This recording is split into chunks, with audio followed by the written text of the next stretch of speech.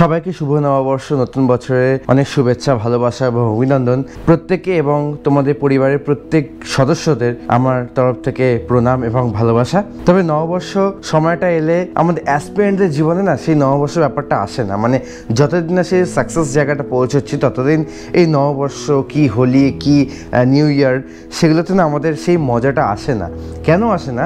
কারণ সেই জায়গাটা আমরা মন থেকে আমরা হ্যাপি নই, ঠিক আছে? এটা আমরা প্রত্যেকটা অ্যাসপিরেন্ট আমরা বুঝি এবং রিয়েলাইজ করি। আর এই সময়তে দাঁড়িয়ে না অনেক বাধা বিপত্তি, অনেক খারাপ সিচুয়েশন, অনেক লোকেদের সমালোচনা এবং নিজের প্রতি নিজের লড়াইটা না প্রতিনিয়ত করতে হয় প্রত্যেকটা মুহূর্তে। এবং তুমি বন্ধুদেরকে খুব কম পাবে এই টাইমে, এবং স্পেশাল কয়েকজন থাকবে 2 থেকে 3 জন, তারাই তোমাকে হেল্প করবে, বা ম্যাক্সিমাম হয়তো একজন, ঠিক আছে? একজন হয়তো খুব মানে ধরে বেঁধে হয়তো থাকলে, যে তোমার ভালো চাইবে, যে তোমাকে অল টাইম সাপোর্ট করবে, তোমার প্রিপারেশন লাইফে হেল্প করবে, সেই ধরনের মানুষকে খুঁজবে, অল টাইম পজিটিভ এনার্জি রাখবে।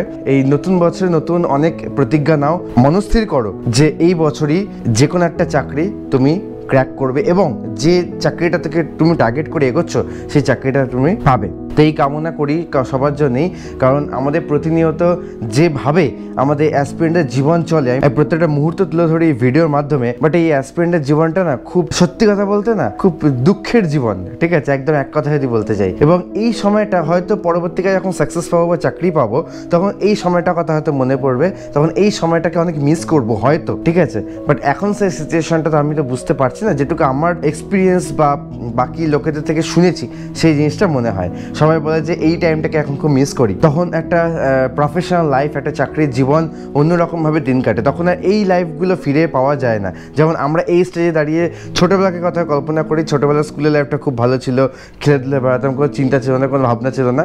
সেরকমই প্রত্যেকটা সময়ে যাবে, একটা সিচুয়েশন, একটা সময় স্মৃতি হয়ে যাবে, ঠিক আছে? সুতরাং এই সময় থেকে তোমাকে নিজেকে প্রিপেয়ার করো, এবং তুমি যে সার্ভিসটার জন্য অ্যাপিয়ার করছো, তুমি মনে করো যে সেই জায়গাটা তুমি অর্জন করেছো, তবে দেখবে তুমি মন থেকে সেই জায়গাটার প্রতি আরও ভালোবাসা বাড়বে এবং তার জন্য তোমার প্রিপারেশনটা এগিয়ে যাবে, ঠিক আছে? তুমি যদি মনে করো যে আমি ডিএসপি হব, তুমি যদি মনে করো আমি ডাব্লিউবিসিএস এক্সিকিউটিভ হব, তুমি যদি মনে করো আমি ডাব্লিউপি এসআই হব, ঠিক আছে, বা পুলিশের এসআই হব, সেই জায়গাটাকে নিজেকে ফিল করো, ঠিক আছে? দেখবে নিজের প্রতি যে কনফিডেন্স আপনি গ্রো করবে।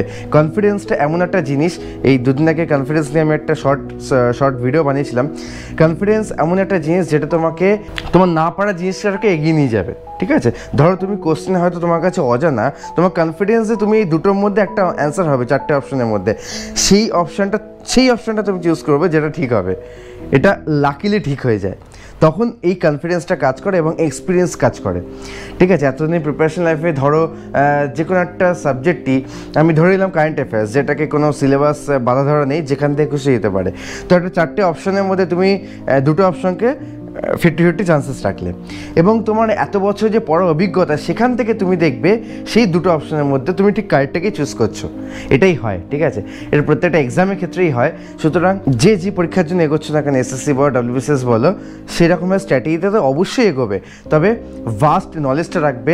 প্রত্যেকটা জায়গায় রাস্তাঘাটে যখনই বেরোবে চোখ কান খোলা রাখবে, প্রত্যেকটা জিনিস অবজার্ভ করবে। অবজারভেশন এমন একটা জিনিস না, তোমাকে অনেক শিক্ষা দেবে, অনেক শেখাবে, ঠিক আছে?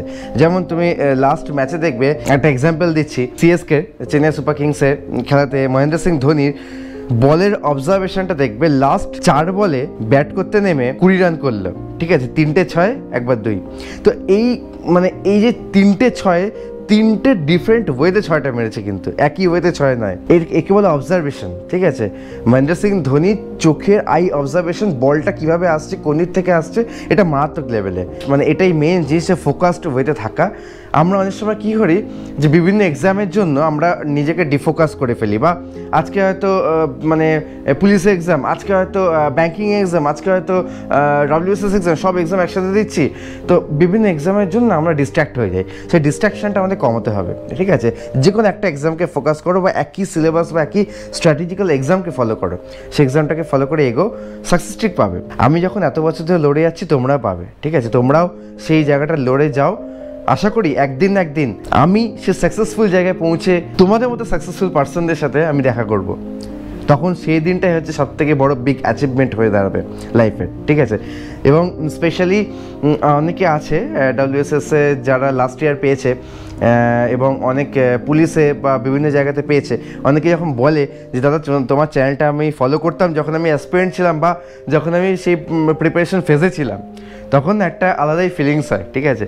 তো এইগুলো কোনো ভাষায় প্রকাশ করা যায় না। তো যাই হোক না কেন, আমাদেরকে ফোকাসড থাকতে হবে, এগিয়ে যেতে হবে। এই বছরে আমাদের নতুন বছরের প্রতিজ্ঞা নেওয়া উচিত যে আমরা এই আগামী একটা বছর, স্পেশালি 2024-এ এতগুলো এক্সামস আছে, এতগুলো ভ্যাকেন্সিস আছে, আমরা যেন সেই জায়গাটায় অ্যাচিভ করতে পারি। সব এক্সাম দেওয়া দরকার নেই, যে এক্সামগুলোকে তুমি টার্গেট করবে সেই এক্সামই দাও।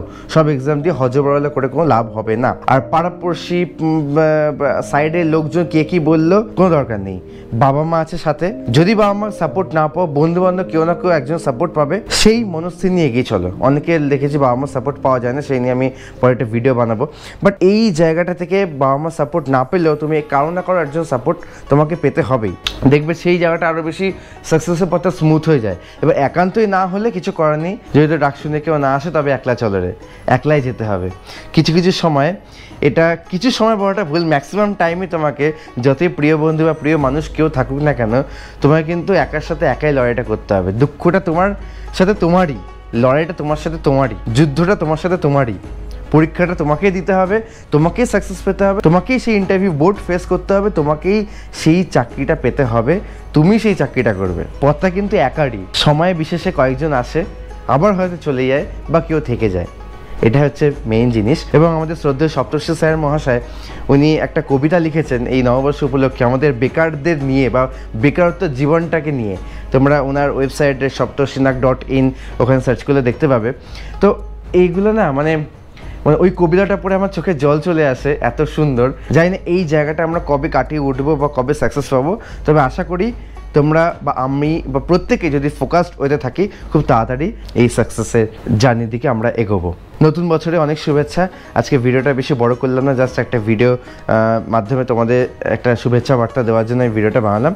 সো আজকে এখানেই, যদি ভালো লাগে তো চ্যানেলে ফলো করো, চ্যানেলের সাথে থেকো। তো এরকম আমি অনেক অ্যাসপিরেন্টের জীবন সম্বন্ধে অনেক কথাবার্তা শেয়ার করব এবং করিও। তোমরা যারা ফলো করো জানো। যদি ভালো লাগে ভিডিওটা সবার সাথে শেয়ার করে দিও। আজকে এখানেই, দেখাচ্ছে পরের ভিডিও, ততক্ষণের জন্য ভালো থেকো, বাই।